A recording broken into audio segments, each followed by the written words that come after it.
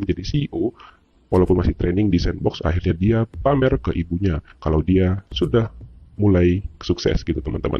Walaupun dalam gengsi dia bilang dia ke sana bukan hanya menemui ibunya, tapi hanya kebetulan bertemu saja. Dan Ibu Dalmi ya lumayan banggalah dengan dia. Dan di sana pun ada yang cemburu nih. Haha, ternyata si Ije juga mau pamer sama Maya, tapi udah keduluan sama si Dalmi. Sabar ya Mbak ya. Aduh, Mbak Licik, Mbak Licik.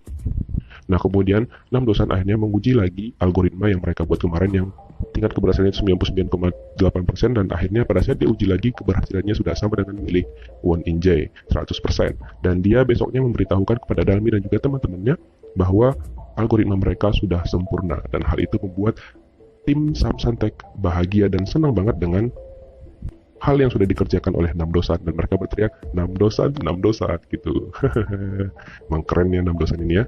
Nah, pada saat itu juga tiba-tiba ada pengumuman bahwa mereka sudah mendapatkan kantor yang baru untuk mereka tempatin. Dan pada saat mereka melihat isi kantornya, mereka juga bangga banget, dan disini juga akan rahasia 6 dosen dan teman-temannya karena mereka ngelihat kondisi kantor yang bagus banget. Kemudian selama 6 bulan ke depan, mereka juga bebas menggunakan fasilitas kantor secara gratis. Jadi mereka ini diuji gitu selama 6 bulan kayak training gitu teman-teman, apakah perusahaan mereka ini layak atau enggak, dan mereka juga akan diberi dana sebesar 100 juta won. Wow. Dan ternyata di episode ini juga diceritakan kenapa si Won In-jae ini tahu alasan dan cerita mengenai Sandbox tersebut. Ternyata dia mendengar Bu Yun atau pimpinan Sandbox itu bercerita tentang Sandbox itu sendiri, dan karena itulah Won In-jae menggunakan cara licik itu agar dia bisa diterima di Sandbox tersebut. Dan hal itulah yang dia gunakan pada saat dia mendaftar ke Sandbox tersebut sebagai alasannya mendaftar gitu teman-teman. Dan dia menggunakan cerita ayunan di atas pasir yang dibuat ayahnya agar dia tidak terluka, padahal hal itu tuh dibuat untuk Dalmi, bukan untuk dia. Kemudian pada saat pemilihan mentor, dia memilih mentornya Bu Yun tersebut. Nah, si In-jae ini benar-benar pinter ya, licik dan pinter juga memanfaatkan situasi. Gimana menurut kalian? Semoga dia dapat ganjarannya segera ya. Ini juga sebel soalnya.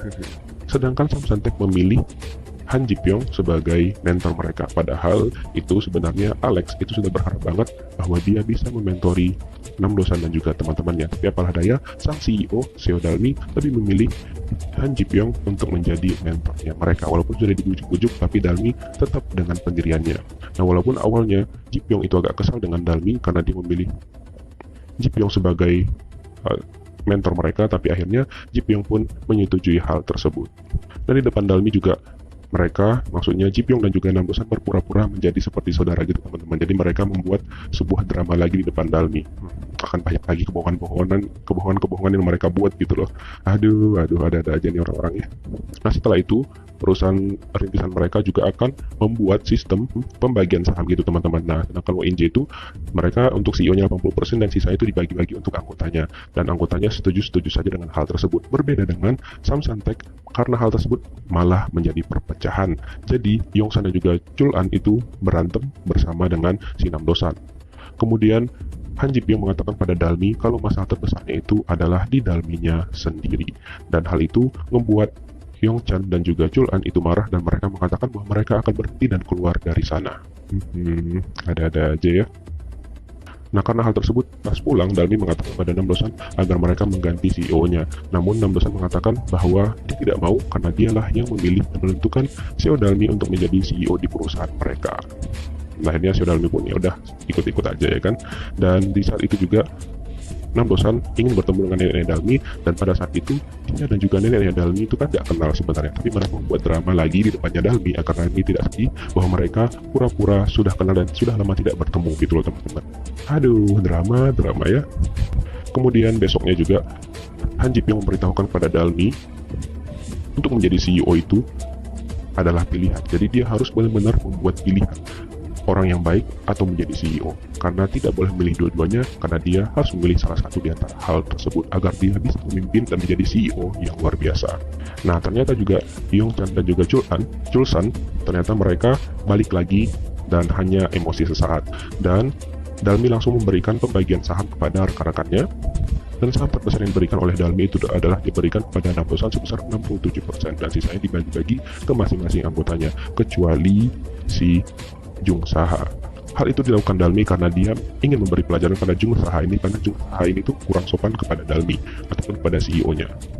Dan si Jung Saha ini masih melawan pada Dalmi, kemudian Dalmi memberinya pelajaran lagi, dan Dalmi bersikap tegas pada Jung Saha, dan akhirnya si Jung Saha ini pun menurut agar dia mendapatkan saham sesuai dengan yang telah disepakati. Nah, setelah itu Jung Saha tidak bisa berbuat apa-apa, dia mau nggak mau setuju kan, dan setelah itu mereka langsung melakukan pemotretan untuk dipajang di sana untuk foto mereka gitu teman-teman. Nah, setelah semuanya selesai, akhirnya dana mereka besok akan ditransfer sebesar 100 juta won itu, dan Dalmi pun permisi dari hadapan Han Ji Pyong ataupun mentor mereka. Tapi si Dosan malah ingin memberikan sesuatu penjelasan kepada Han Ji Pyong. Dia bilang kalau dia akan ngebongkar semuanya ataupun jujur pada Dalmi tentang kebohongan mereka. Nah, di sini juga ada hal yang penting banget, dimana ada seseorang yang menggunakan hoodie pada saat dia mendaftar di Sandbox. Dia tujuannya adalah untuk balas dendam, dan itu ada hubungannya dengan Ibu Yun ataupun pimpinan dari Sandbox itu sendiri. Nah, kira-kira siapakah orang tersebut dan apa hubungannya dengan Ibu Yun ini? Mimin benar-benar penasaran karena yang ditunjukkan itu cuma dari hidung sampai mulut ya, jadi nggak nampak. Dan dia juga ternyata keterima di Sandbox itu, dan masih belum jelas apakah dia berasal dari Samsung Tech ataupun Injay Tech ataupun tempat Injay gitu ya. Tapi